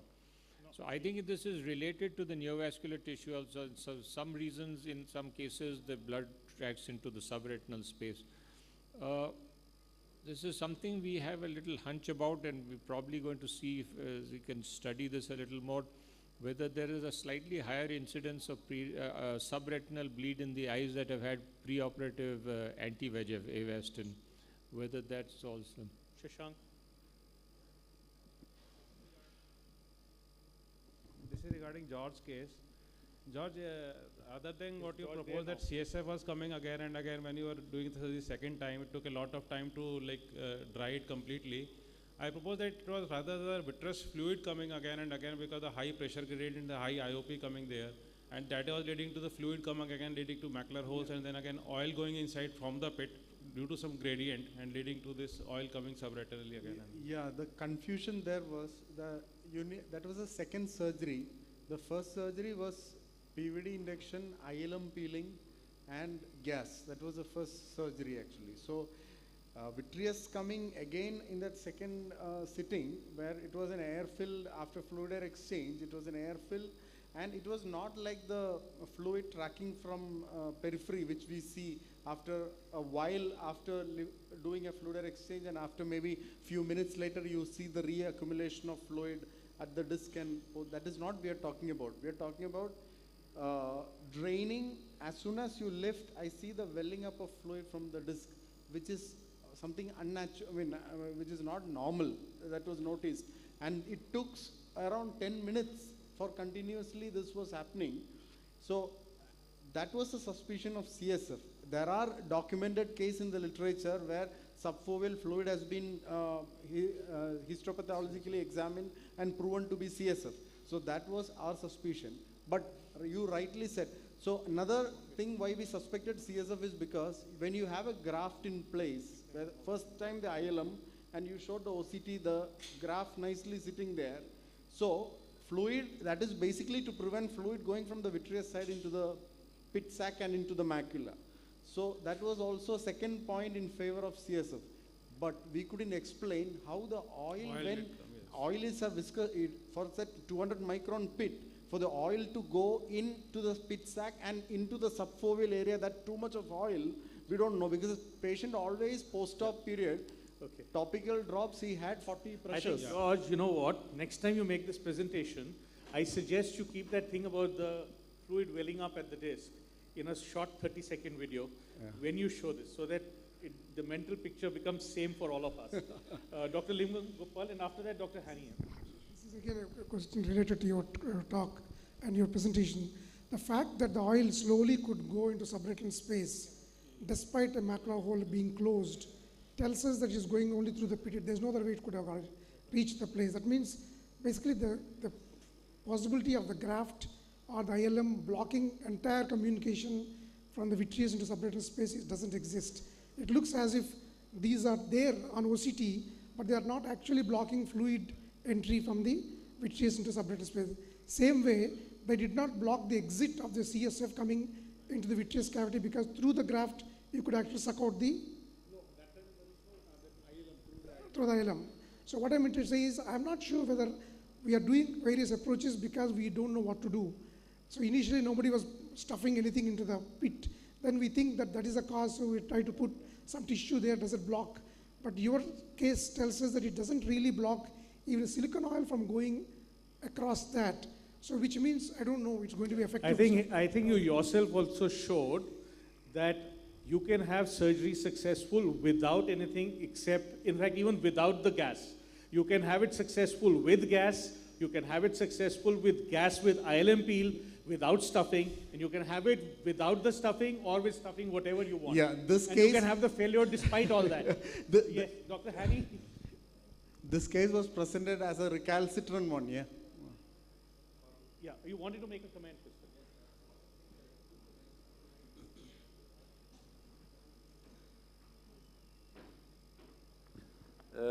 my first comment is on another case of that of the optic disc pit.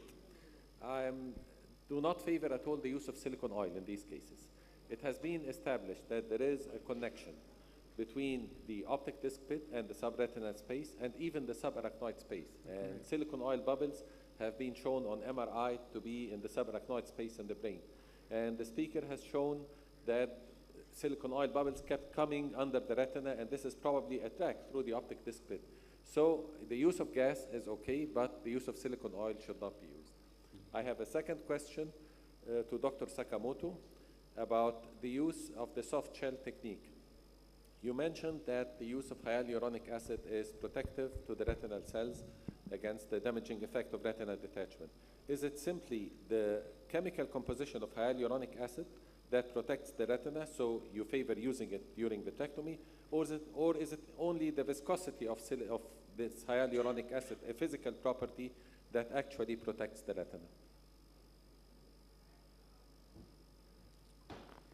Actually, I have no idea, but using viscoelastic or something viscodissection, it is more beneficial than it's supported. We don't know the scientifically exact answer, but it should work. I have a question. My question is to both Dr. Manish Nagpal and Dr. Shtan Rao about the use of cutter, the extensive use of cutter in tractional retinal detachment. First of all, did you use anti-VEGF prior to your surgery? And do you feel that the cutter is more prone to intraoperative bleeding, or the bimanual and the scissor? Which of which give you more bleeding intraoperative? Per se, I don't think the cutter would change the bleeding. I use only cutter. I don't use scissor that often. So I don't have an exact comparison with the new cutter per se. I've only used the cutter. And I don't think the bleeding per se is determined by the cutter itself. That's only, as you said, there are cases where we use preoperative anti-VEGF and that reduces the bleeding in those cases. I don't use it for all my cases, but wherever there is an untreated florid vascular front, before we operate, I would give a preoperative anti-VEGF. Because I have my personal feeling or my experience that from the basis of general surgery, that cutting a blood vessel with a knife, a clean cut, will make it retract. But making bites in a blood vessel will make bleed more. So I feel that removing the whole membrane on total, like on block dissection or in delamination, in my hand at least is less bleeding during surgery than using the cutter and do multiple cuts in the membrane. This is my feeling. Maybe I'm wrong.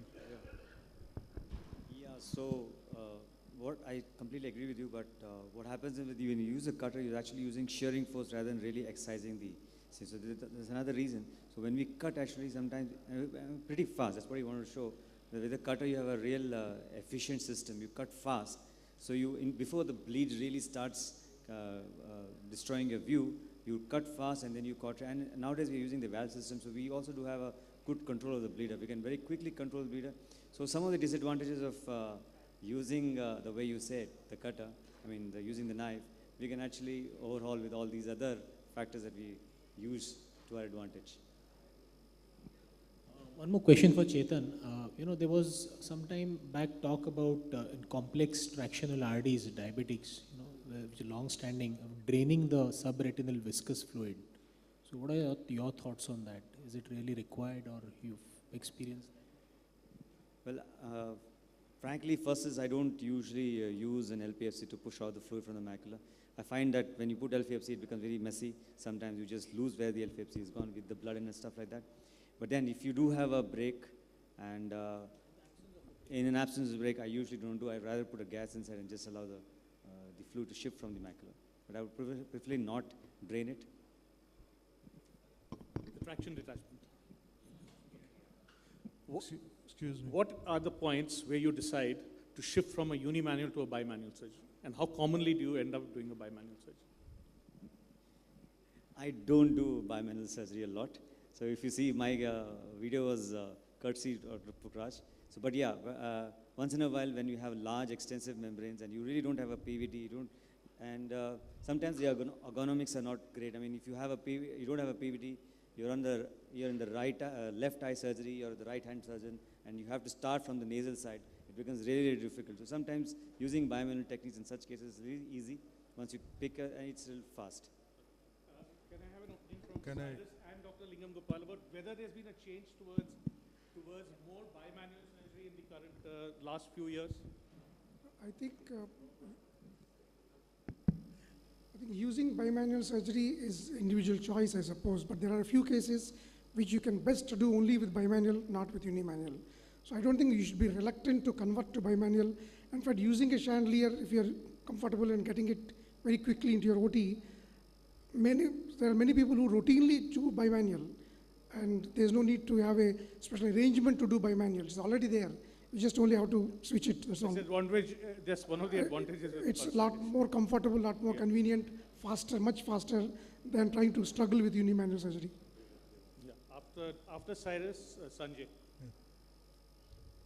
Dinesh, you know my threshold for bimanual surgery is very low, so I do bimanual a lot of the time for these cases. Of course, it's useful in a lot of other situations apart from diabetic vitrectomy. So we are putting in a chandelier very, very often. Yeah, in fact, there was a deliberate reason for asking Cyrus to come. I think there's a need for us to understand that we have now a variety of options open, and we should be not only open to them, we should be positively going towards them. So don't get stuck on a particular option. Maybe it suits him not to go for bimanual. You may be more comfortable with bimanual. So only if you make yourself comfortable with a procedure will you be able to take it at the right time. Sanjay, and after that. Yeah, two quick comments. I was just thinking that we have been increasing the cutting rate, like 5,000, 7,500, 10,000. But when you look at the films and do it yourself also in the periphery, especially for the mobile retina, the retina still continues to jump. Yeah. So I think we are concentrating too much on the cutting rate and not on the vacuum part. If somebody does a study where you gradually increase the vacuum up to a point where you are able to shave the retina and still not cut the retina, then we would be able to know what optimum sort of vacuum you have to keep with 10,000 cuts as well. And there was a small comment about the CSF being drained. I was just curious to know, did the patient have headache after the surgery? So, Manish, your comments about... Well, what you said about vacuum is right, but that applies to any kind of cut rate. It is so, but the faster the cut rate is definitely making it safer because it avoids the continuous which is going in at that speed. But nevertheless, the vacuum will always play a role when you are close to because the what I was seeing was about 450, 500 vacuum when you are doing the peripheral sort of shaving. No, that's the preset. That's the preset. See, I always set it at the highest 650. Okay. But I press the foot pedal only as per my comfort of how I see the mobility. So the preset is 650. So don't go by it. I'm not using it all the time. I use it for core or as you go to the periphery, I keep lifting my foot pedal and it may be as low as 50 or 100 at a given point. But the cutter is going at 10,000 or 7,500, whichever one is the highest. So the vacuum will always have a bearing, and you're very right about it, whichever the cut rate we do. I think, Sanjay, what happens is that at 10,000 cut rates, now your variability that you have in your hand increases. See, you may be using a baseline of 10,000 with 600 for the core vitreous. But now, previously you had an option of 200 and you could only go down to 50 or 20 and then it would not shave well. But now at 10,000, when you go down to 50, you won't get the retina inside.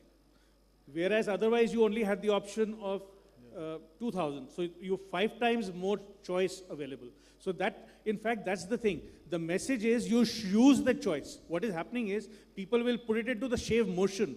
You don't need shave motion. You want to basically, you change your suction yourself. Yeah. You go down to 50 suction with 10,000, it will become a shaver. So that's the point. Yeah, come along. Yes, some of these stable TRDs, tabletop TRDs, after we relieve the traction and we are lucky that we have not created any break, we tend to just put gas or air or whatever. What happens is that the it becomes a bullous detachment and it detaches the macula and just stays there for a long time. So how do you tackle that kind of problem? I didn't get the answer. The question is, you got a large TRD, you've relieved the traction, now this whole thing becomes bullous, often goes into the macula. If you don't drain it, it stays there for a long, long time.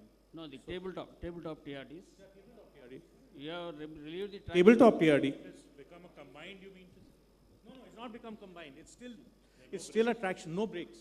What he's saying is that there is that fluid. You didn't create a brake. Would I you know, drain? Would you drain that fluid it's or still not? a TRD. That's the No point. brake is there. Fluid is there. It's Now not what do you become- do? Do you it's remove the not fluid? become bullous, but I don't remove the fluid. Yeah, That's so, it. no, The the thing is the what macula I'm gets is off. that stays for 6 months. Now what do you do?